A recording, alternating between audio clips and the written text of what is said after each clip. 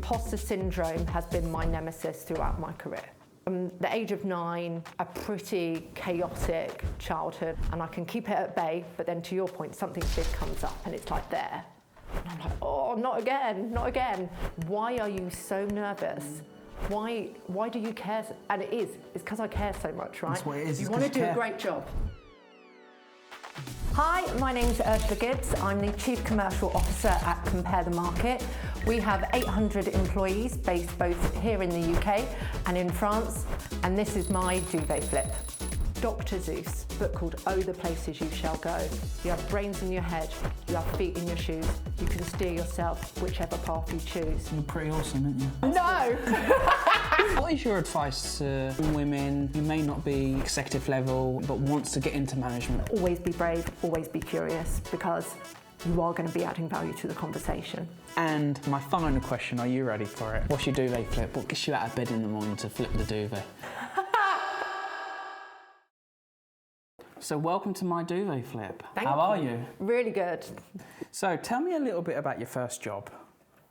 So my first full-time job, so bit of context, just finished my A-levels, literally the week after, I'm going to show my age now, wanted summer job, get some beer money behind me, place at university, performing arts, English literature, for no other reason than I liked those things, and I was very, very excited about Freshers Week.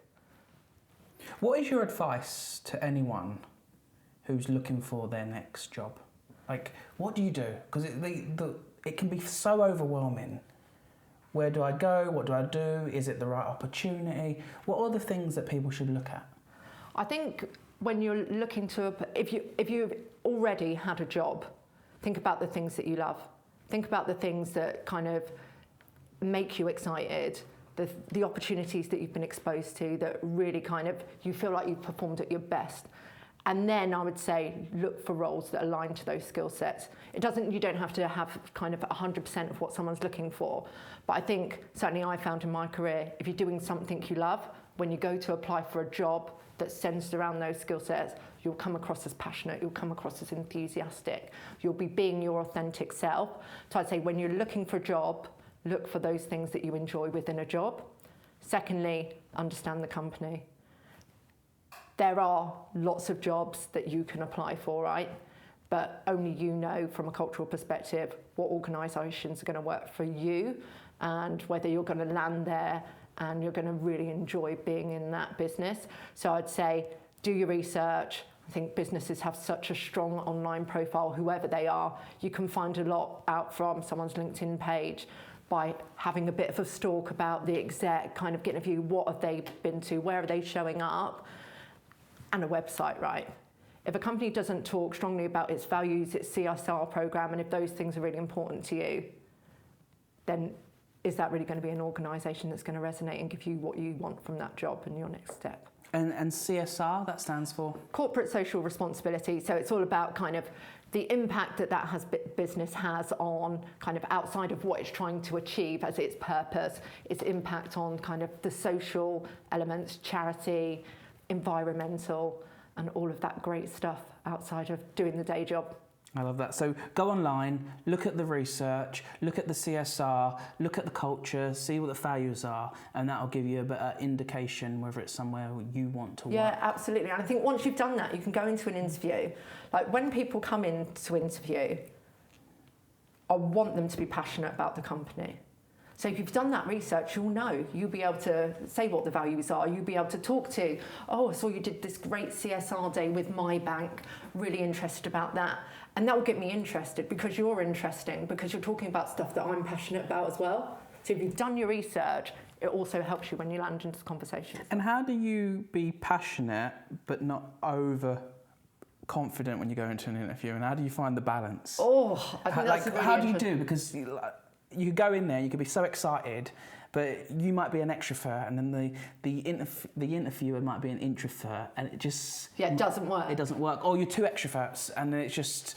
That might work, but it might be... But how do you find the balance when to show your passion, to show your excitement, to show that you understand the organisation, but also understand that you can be calm, you do have clarity, and you do want to be part of the team? So someone who is very guilty of being too enthusiastic and talking too much on a number of occasions, I think it's about listening and pausing. Like, stop. You've been speaking for 2 minutes. Stop. Look for the visual cues. Are they still nodding? Are they engaged in the conversation? If they're not, stop. Give them the opportunity to have a conversation with you. And I think that is what an interview is about. I think a lot of times going into an interview, it feels like it's an opportunity to be grilled by the other person sitting on the other side of the table doing the interviewing. But you're also there to learn about the business and the culture. So stopping, pausing, and making sure you're having a two-way conversation, I think is really important. And how long did that take you to kind of learn that when you went in? Oh God, I still feel I'm guilty about it. I literally had a conversation with one of the exec 2 weeks ago, and I was like, did I talk too much in that meeting? Because I was just so passionate about the subject matter. And like, when I get passionate, I want to make sure we're getting actions, and I want to make sure we're really clear on what we're aiming to get out the back of the conversation. So I think still haven't nailed it. And that's the great thing about, I think, every person in any career, whoever you are. Maybe there's some exceptions. Maybe there's some people who think they aren't learning. But I feel like if you're not learning, you're not growing, and you're probably not going to be enjoying what you're doing, certainly from my experience. Absolutely. So still learning, Jack. if you're not learning, you're not growing. It's long life learning, right? Yeah, exactly. And if you think you're the smartest person in the room, get out of the room, because you can. I believe no matter who you're speaking to, if you're willing to listen, then you can learn and you can grow. Absolutely. Interesting fact about Compare the Market is we will do over 24 million quotes this year for customers in an attempt to save them as much money as they possibly can. As part of that, you'll hopefully have seen our Auto Sergai campaign, which is a combination of all of our technology, data and AI capabilities that make customers being able to access their savings as easy as possible. So I come to an interview and I've read online, I've seen the CSR, this organisation called Compare the Market is doing some great work with my bank, charity partner, and A, B and C. How do I know if the culture is right for me? And how do I know that I'm right for the company? What's the thing, what am I looking for in that? I think, like I say, I think you'll go on our website, you'll see our values there. I think looking at someone's values is really going to talk to it will either talk to you or it won't talk to you. We're super ambitious, we're creative, we're united. Like, they're there to see, you can touch and feel them. Like, being ambitious genuinely means as an organisation we are looking to do things that we have never done before, deliver better results for our customers, better experience, more revenue than we've ever delivered before, stronger returns. And I think that points to naturally a results-focused environment. If you don't want to work in an environment where delivery is going to be something that's going to be really focused on, then clearly that's not going to work for you.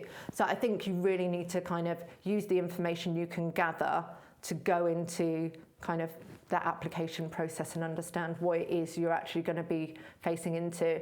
I think also, when at the end of the interview you always get the opportunity, or you certainly should always get the opportunity to ask questions, use that to your full advantage, right?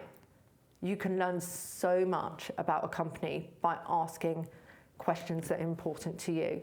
So one that I would always encourage people that I coach and mentor is to ask people about their staff engagement survey.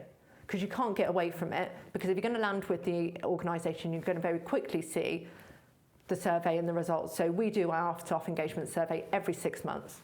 Every 6 months we want to know how our Compare the Market employees feeling, what are the things that matter to them, where are we doing things really well, where are the things we need to lean in more.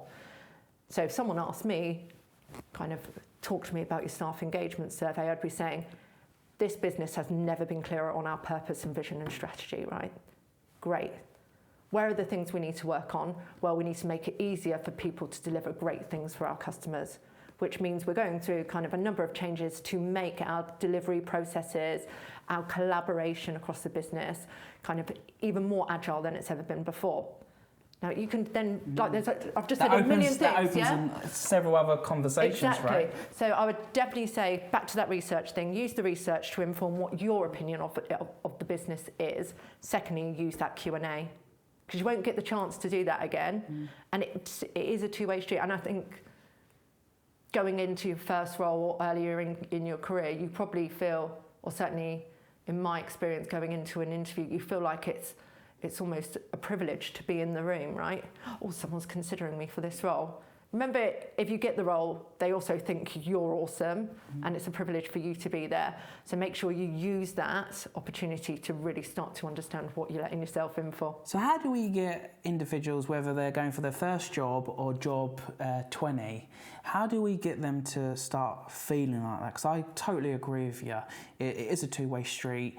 You're there for a reason. Yeah. There was a long list. You ended up on the short list, and now you're in front of them. You're investing your time. They're investing their time.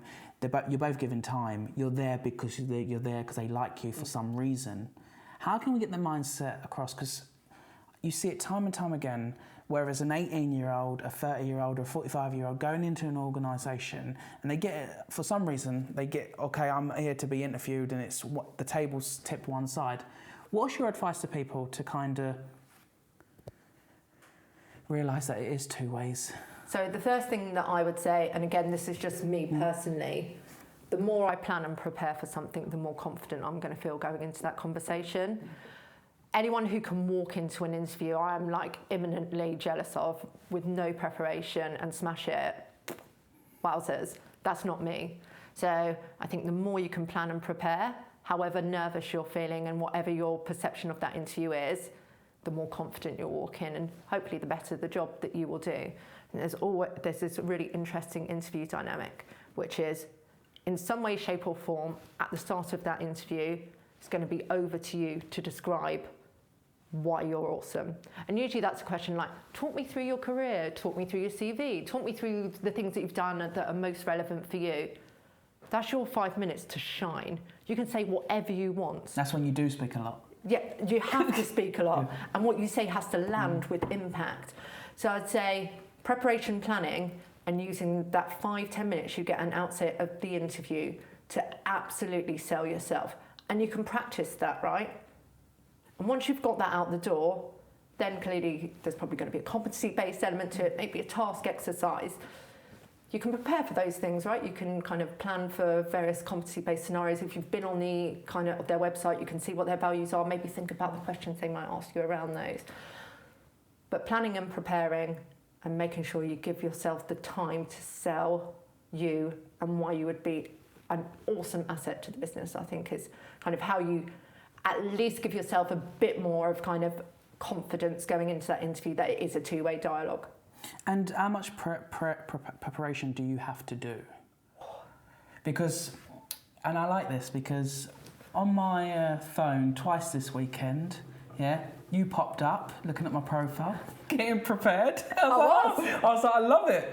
I think it was a Saturday and Sunday. Yeah. I was like, wow, okay, commitment. And so how much research do you need to do? And is there something called over-preparing? When Debbie Hewitt came on, she said, find the company annual report, look at the forward from the chairman and the CEO, look how they're performing, see what they track in terms of metrics, in terms of diversity and A, B and C. What else can you do to prepare, and can you over-prepare? See, I am a planner and preparer, and like for me, I think I'm quite extroverted and confident. I think people assume that means that I go into scenarios like today, like ready to rock and roll. Absolutely not. I spent all last week preparing, as you said, over the weekend, preparing a bit more. So I think there's a difference between over-preparing, which I would say you probably can't research enough, but also make sure you're protecting your mental health and you're not losing sleep, because you don't want to rock up to an interview like struggling to keep your eyes awake and kind of to the point where potentially any anxiety is going to overtake the conversation. But there is a distinction for me, which is more around making sure that you feel as confident as you can going into that interview. And for some people, like I said, that might not mean they need to do a lot of planning and preparing. For others, it might mean weeks of planning and preparing. And I think it is an individual choice as to how far you go with it. But I would always want to go into a situation feeling like I've done the utmost to do a great job. Like I would never come today without understanding kind of what you might want from me today. What are the things that you are passionate about? Kind of who else have you spoken to? Maybe I shouldn't have done that bit because I felt very ill prepared in comparison to some of the awesome people you've had on the show. But yeah, I think... So stop you there for a minute. Is you said you felt ill. That's imposter syndrome coming in that we all have. Yeah. But your career is incredible as well, and that's why you're here. So like, how does people not have that imposter syndrome, whether it's going into an interview, going into a presentation? What do you do to help your imposter syndrome? Because I get it. I've spoken on 700 stages, but every time I get up, I'm like, who wants to speak to the Essex boy? Like, what can people do to just calm their... Yeah. Well, I think you say Essex. At least Essex has something. I'm from Peterborough, Jack. Peterborough. I don't think I've ever heard anyone say anything great about Peterborough, but I think, I'll be really honest with you, imposter syndrome has been my nemesis throughout my career. Like, I came from the age of 9, a pretty chaotic childhood. My parents split up. My mum had major mental health issues, alcohol dependency, social services, brief period of homelessness. I was excluded from school 3 times. I think they only kept me in because it was the only thing that was stable in my life, right? So I don't have a degree. I managed to scrape through school, mainly because someone told me I would fail, and then I took that upon myself to prove them wrong. So I came out of school, and probably never expected to be where I am today at any point. Even go back a year ago, I probably, if someone said, what will you be doing in a year's time? I would never have said Chief Commercial Officer, right? I would have described the role that I'm doing, but I would never attributed myself of being capable of being on the exec. So I'll be really honest, imposter syndrome, I think maybe just driven by my childhood, not having a degree, coming from quite a kind of lower class social demographic, has always been a massive chip on my shoulder. And I've had mentors from the age of 20, and I can keep it at bay, but then to your point, something big comes up and it's like there. And I'm like, oh, not again, not again. I think for me, I have to try and control that anxiety and turn it into something positive, right? And I try and repeat to myself every time it comes back, why are you so nervous? Why do you care? And it's because I care so much, right? That's what it is. You want to do a great job. You want to do an awesome job. You want people to actually come away from, like, you've been on stage for like half an hour talking, right? You want them to have got value from it. Absolutely. And sometimes it's weird. It's like, why does Jack want to speak to me? I'm Ursula Gibbs from Peterborough, like heading into my 40s. I'm like, oh. And I think it is just about recognising and trying to divert some of that kind of anxiety and caution, and really thinking about kind of turning it on its head and trying to turn it into something positive. So if you're going to suffer from imposter syndrome, mentors are awesome. Tell me a little bit about mentoring, because how has it played a role in your life, and now you mentor as well? Like, we hear it time and time again, get a mentor, or a mentor can help you with that. But we never, I'm a big believer, school doesn't teach you how to pay for life. Yeah. And in life, things will hit you and things will come into your life, and you'll just, things that you never knew was happening. Like you said, a year ago, you didn't think you'd be Chief Commercial Officer now. A year ago, 2 years ago, I didn't think I'd be doing this. How do you get a mentor? Like, how does the relationship of a mentor work? Yeah. It can feel a bit complicated as well when it doesn't have to be. No, absolutely not. And I think, so the first thing, if you're in an organisation, and a good organisation, they should have a formal mentor programme, right? We have a formal mentor programme. We train people, we give them kind of experience if they're interested in being mentors, and then we partner people up. We look for, right, what's this mentor great at? Who have we got in the organisation? What do they need? And we kind of partner them like in a very professional Tinder-ish fashion. How do we match these guys up? I think the other thing is, if you don't have a mentor program and you're a business leader, think about why. Like, people who are seeking mentors are passionate about their career. They want to learn, they want to grow, which in my experience means they also want to do great things for your business. and they're probably going to be your future talent and your future succession, right? So if you haven't got a mentor program, I'd definitely have a think about that. So compare the market as a mentoring program. That's cool.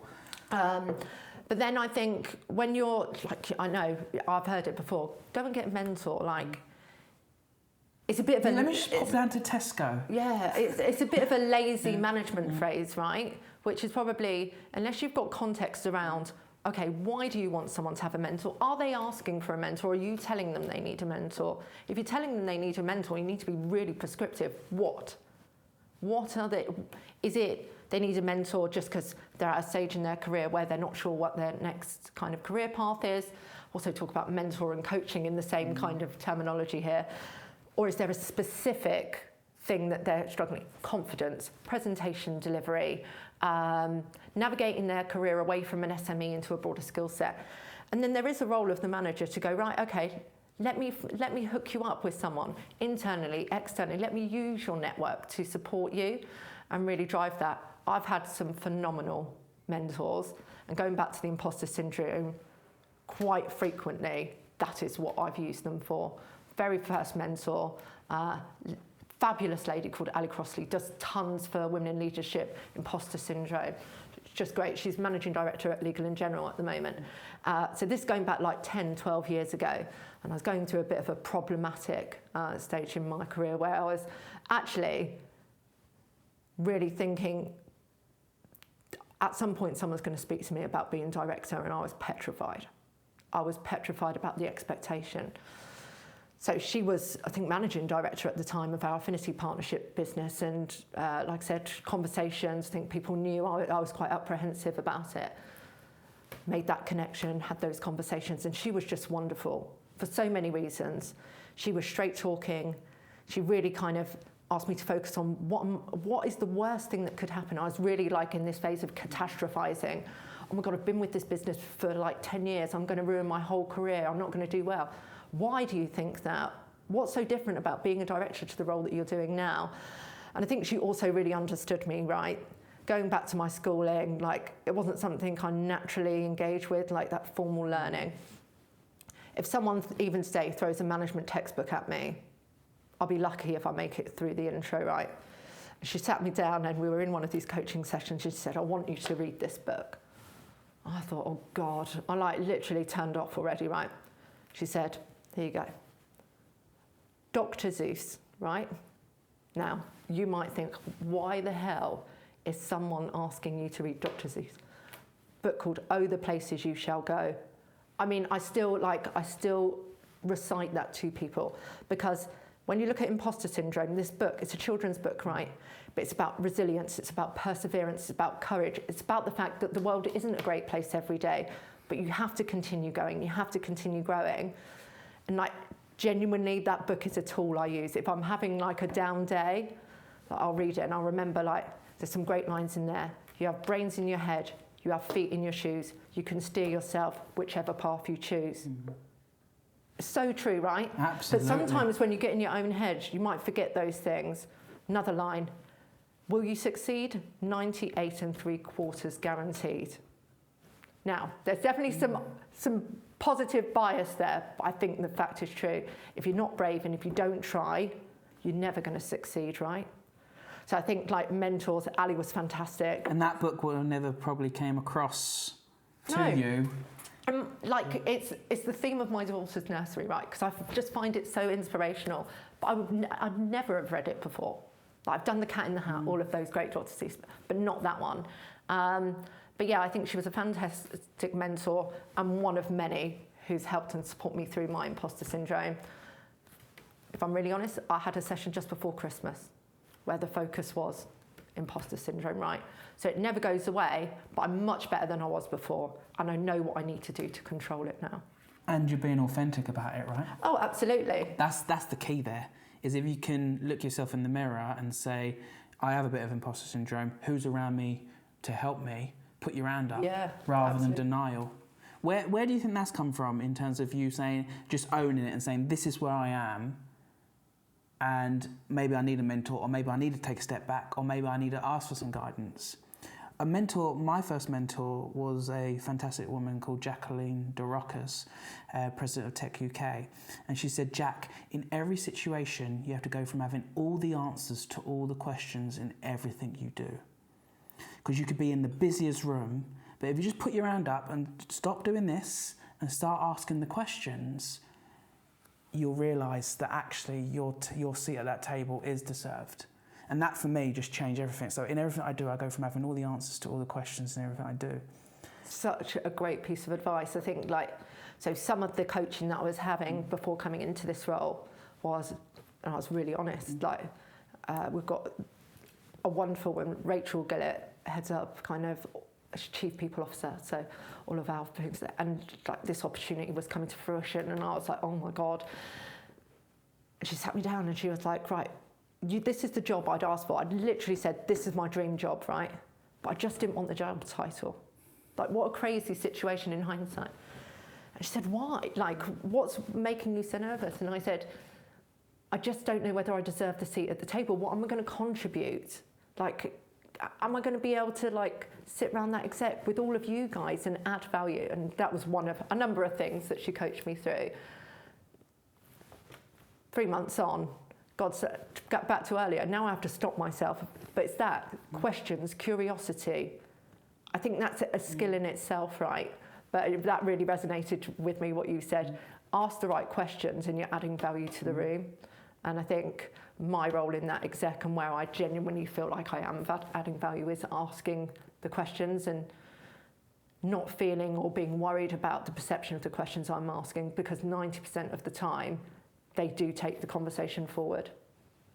You're pretty awesome, aren't you? See, Jack, this is where You're I'm like, awesome. no! You know what, talking about awesome, I want to talk a little bit about your career in terms of 20 years. 20 years. You joined 20 years ago and now you're the Chief Commercial Officer. Tell me a little bit about that kind of road to get there. Yeah. And some of the things, some of the hurdles, some of the successes, some of the things. Most of the hurdles happen in your own mind, don't they? But they absolutely do. Tell me some of the stages to get to Chief Commercial Officer. What roles did you do? What did you learn? What's been one of your life lessons that you've taken away from a certain role that you didn't think you would had? Tell me a little bit about. Yeah. So that's a lot to unpack. So feel free to interject at any point. So I think obviously I went into BGL at the time, genuinely thinking this was a summer job to fund my nights out when I went to university. And very quickly, kind of in the contact centre, very commission-based environment at that point in time, earning double the salary. And for me, that was just financial security and stability was super exciting, and kind of I loved it. And at that point, kind of 2 months in, I was like, right, I'm going to forego my place at university, right? The thing that's been consistent with me, I think, when I look back at my career is I've never stuck to the job profile, right? I've absolutely done the best job I can in terms of the day job, but then I've always looked at opportunities to go above and beyond that. So even in my contact centre days, I led our engagement, I ran incentives, I brought ideas to the management team around kind of how we could motivate and drive kind of performance within the business. They offered me this opportunity, so first time out of the contact centre, to go up and work with our new contact centre, train them. And from there on in, I did that first 10 years of my career, I did a multitude of jobs in the same area of our business, which was claims management. But I cut my teeth on as much as I possibly could. But the real distinguishing factor from moving from that exec role into management was I've always been curious. So one of my jobs was create a date management pack that went out to our affinity partners.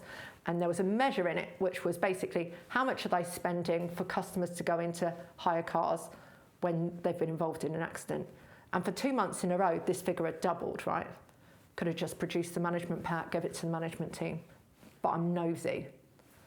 Go out. Why is this increasing? Oh, they've made it like a guaranteed feature of the product. Okay, it's going to be, so then do the work. It's going to be a significant cost in a year's time. They're like, okay, I think they're aware of that. Okay, cool. Okay, well, what can we do? We manage the suppliers to the procurement manager. When was the last time we went out and kind of looked at the cost that we're getting from this supplier? Well, it's not significant. We've got all of these tenders backed up. We're not going to have time to get to it this financial year. I don't mind doing it. I'd like to do it. Curiosity, being brave, trying new things, going outside your job profile. Going outside your job profile, I love that. Yeah. Because I use this saying, cheers and chores.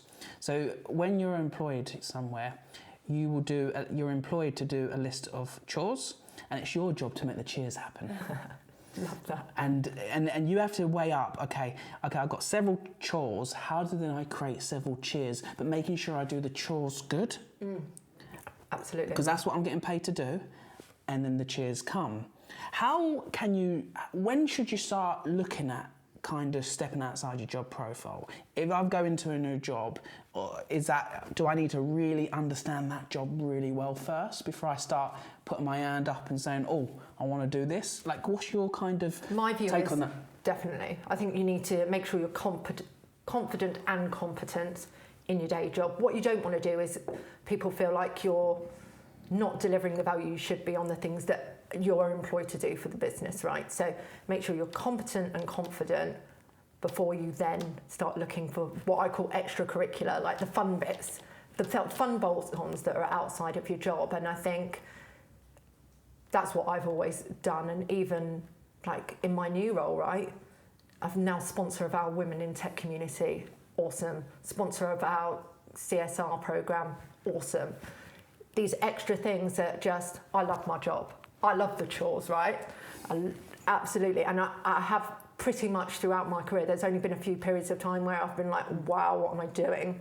And I think that's why for me, kind of nail the day job, love what you're doing, and then find the opportunities to stretch and grow.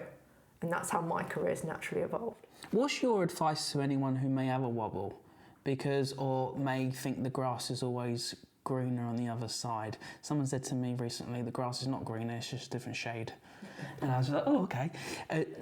What's your advice to those individuals? Because you're the proven track record of it in terms of 20 years now on the executive team, in terms of chief commercial officer. There would have been wobbles along the way, because life hits you, doesn't it? Yeah. Things happen in life and things. What is your advice to anyone who may feel they're wobbling? I think understand why you're wobbling, what's causing you to kind of question where you are. I think my wobbles have always come from, for me, learning and growing. It's probably less important to me than the job title, far less important. I just want to feel like I'm adding value, that the business are getting value, that the business can see the value that the team and I are delivering. And I think my wobbles have always come when I felt like I've reached a ceiling, when I felt like I could kind of, and this is going to sound arrogant, it's not intended to be, but when I feel like I'm not being challenged and I don't need to think too much about what I'm doing. I think other people wobble because maybe they don't enjoy what they're doing. I think that's a very different scenario. And I've only probably once had that. And I think when you're wobbling, the most important thing to do is have a conversation. Really be able to articulate what it is that isn't working for you. Is it you're not getting enough learning and growing? Is it you don't enjoy your job? And if it's you don't enjoy your job, what do you enjoy? What areas do you think you would kind of see real value, and where could you be passionate for the business and navigating a conversation towards, I'd really like to explore moving into this area of the business. For me, it's always been, I've reached a ceiling, and that doesn't always mean a promotion, right? When I look back through my career history, I've done broadly 5 roles at the same level, but it's been constantly navigating and moving into probably in my first 15 years, slightly complementary roles, right? So something that looked a little bit similar to what I was doing. In the last 5 years, I've had 5 jobs. All of them have been fundamentally different. Now, I probably didn't appreciate the business were navigating me through, I don't know, an on-the-job MBA, like finishing school, kind of rounding me off for this role. And I was terrified going into a number of them, and I was questioning, like, my line manager, Sam, and I was questioning Mark, like, not vocally, in my head, like, guys, really? Like, my last role before this role was so far removed from anything I've done. Like, I'm data, commercial, partnerships, relationships, contract negotiations. Those are the things I've loved. And they sent me into a strategic delivery role. Now, going back to where do you wobble, I wobbled in that scenario because I'd never done it before, and I was absolutely terrified of letting the business down.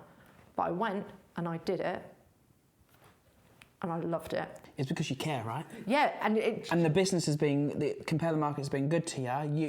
And also you've been good to the business. Yeah. And it's a relationship and friendship, right? Exactly, and my husband always teases me. He's like, I think if someone cut you open, you'd bleed. Compare the market blood, right? I do love it, but I think you have to, right? We work hard. I also love what I'm doing. I enjoy every moment of it. And when I say enjoy every moment, that doesn't mean it's really difficult. At points it is. But I love it, and I think you have to love what you're doing in order to be successful. Leading teams and empowering teams, and like one of my biggest assets, I think, is cheerleading for people and making sure the business sees the value that my teams are delivering. It's something I'm so passionate about. Like, if I'm not doing that, I kind of question what my role of a leader is.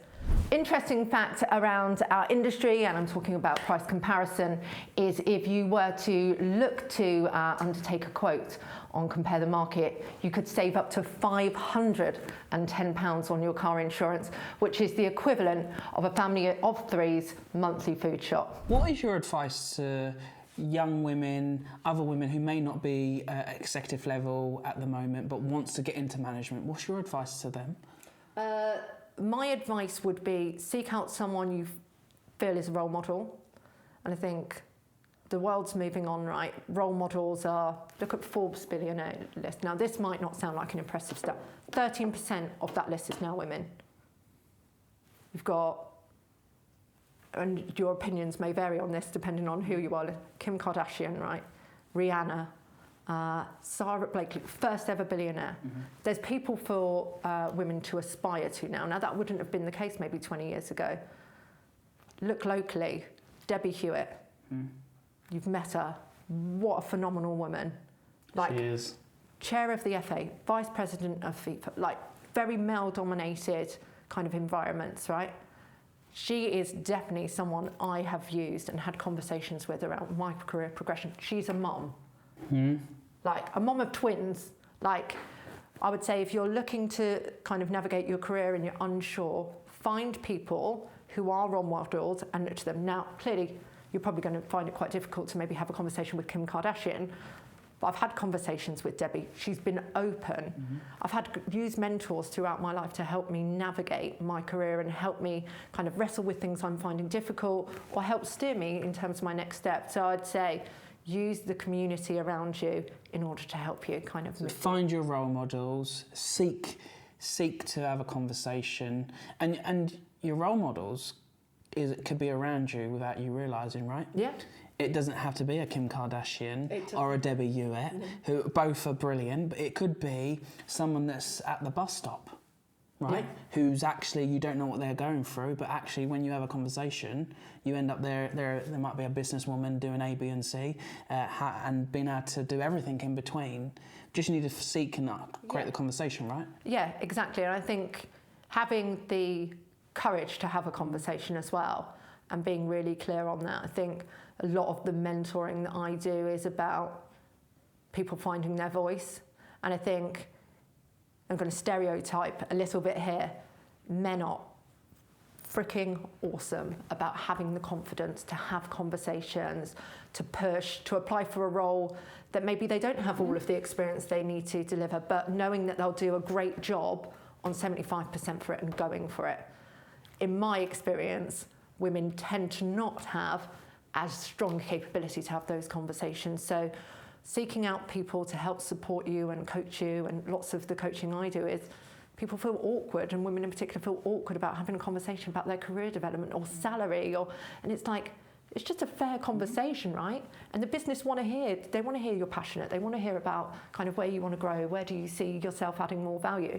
So find someone to have the conversation with and help you kind of work through what does that look like for you and where do you go next. And those numbers and statistics that you've said around if a man can do 75% of the job, they'll press apply, and if a young woman or a woman can only see 75% things that they think they can't do, they won't apply, or even one thing on there. Yeah. We see it time and time again. We've got a community of 1.8 million members. It's about 48% young women, 25 million insights.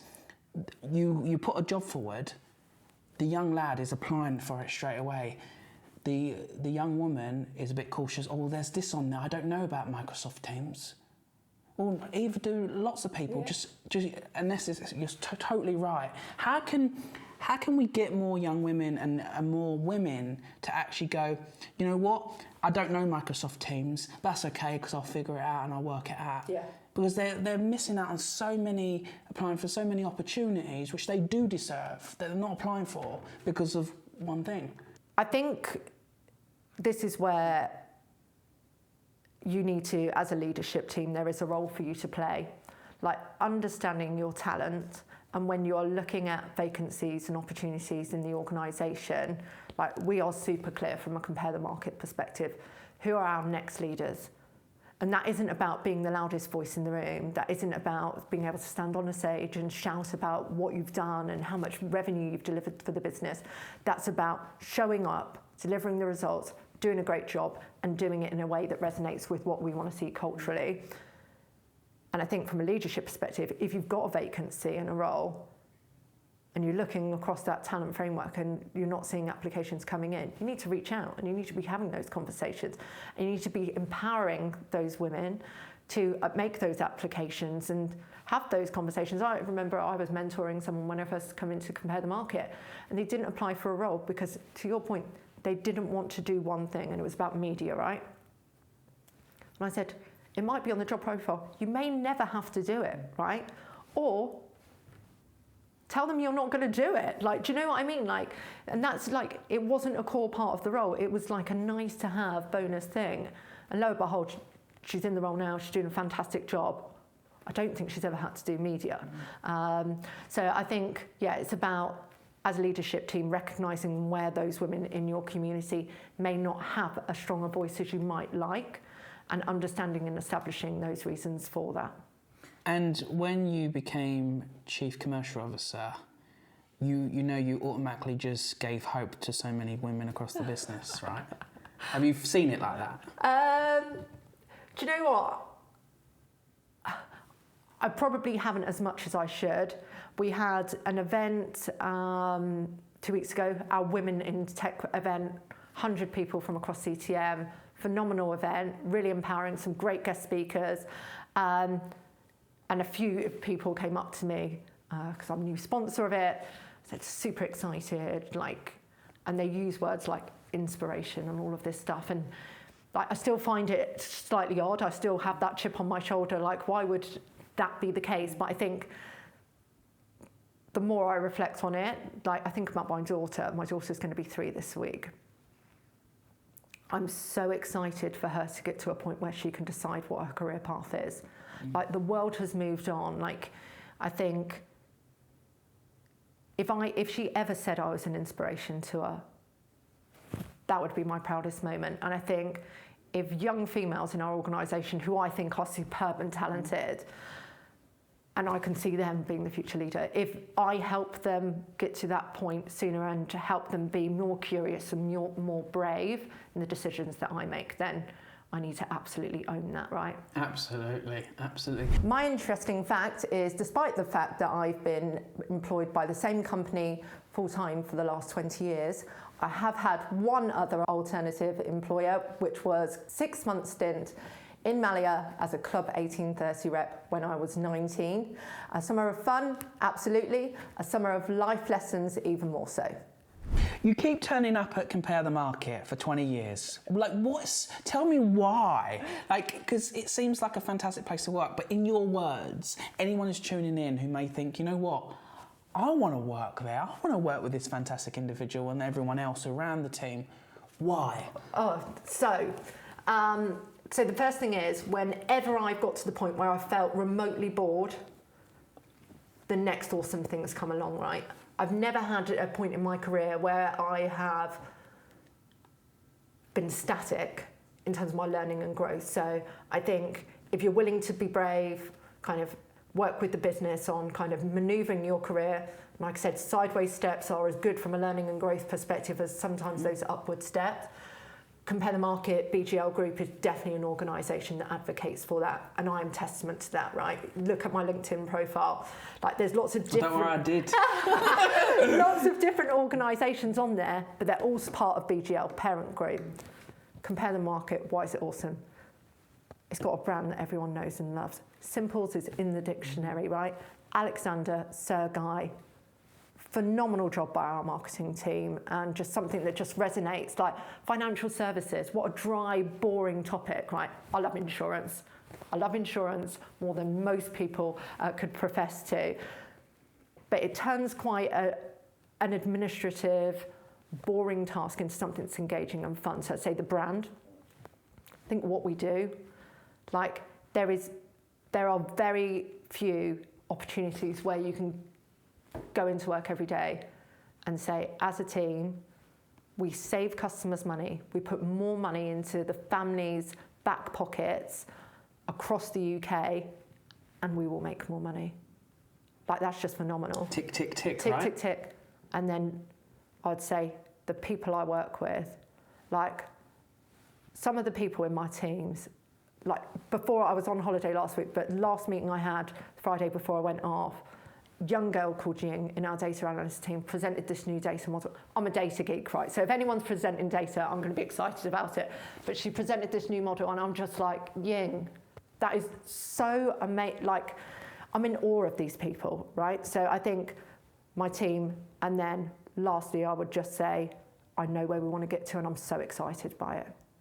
I just think it's fun. Like, the vision we have for the business is so clear: to transform financial decision making, to deliver the most savings we can, and the impact me and the team have on a day-to-day basis in doing that is just so tangible. I love the passion. Yeah, like I said, I love it. But it's a passion that everyone can get behind, right? Yeah. Like in terms of financial well-being, in terms of supporting people across the country with saving money on their insurance. It's like something you can get behind. And yeah, like, and you understand it right. Hundreds of pounds, like the most infuriating thing for me, like, and I go on radio and like I talk about it all the time, is like people are struggling, right? People are on the breadline. Like, some families are having to make really tough decisions on what they do or don't do, what they can afford to buy. Like, people would rather substitute and reduce the amount of money they spend on their food shopping than sit down with their laptop and compare to save money on their outgoings. Right? Mm-hmm. That just shouldn't be the case. I agree. I think I used to kind of worry about speaking up, asking the questions, and I think it's so true, and you hear so many people say it. A lot of the time when you bring a question to the table, 10 people in the room maybe have the same question, but they're not brave enough to answer it. So always be brave, always be curious, because you are going to be adding value to the conversation. Absolutely. And that's why I'm so passionate, like you say, about what we do, because not only are we doing it today, we're going to make it even more easy for customers to actually get that money and ensure that they don't have to hopefully worry about going out and getting their food shop. And hopefully they might even have some money to spend on stuff that they do want to spend money. I don't think anyone wants to spend money on insurance, but it's a super, super important thing to have, because when the worst case scenarios do happen, it's there to kind of protect you, right? And my final question, are you ready for it? Yes. What's your duvet flip? What gets you out of bed in the morning to flip the duvet? Minus my 2-year-old daughter telling me she needs to go for a wee, which is always a fun one. Just how much impact we can have on customers' lives, and how much I believe we're going to absolutely transform the experience that we give to customers. I can see it, I can feel it, I can see kind of the roadmap ahead of us. The one thing I'm guilty of is being very impatient, but I know we're going to get there, and it's going to be awesome when we do. Well, I can feel the passion. I just want to say thank you for joining us on the show. I said it before we broke, and I'll say it again. You're bloody awesome. Off camera, on camera, you're authentic, you're real. We've got a few similar upbringings ourselves, which is great. And you know what? I can't see why anyone who's not watching this don't go over to Compare the Market and look at the opportunities available. So thank you. Thank you, Jack. It's been a fab morning. Thanks for having me.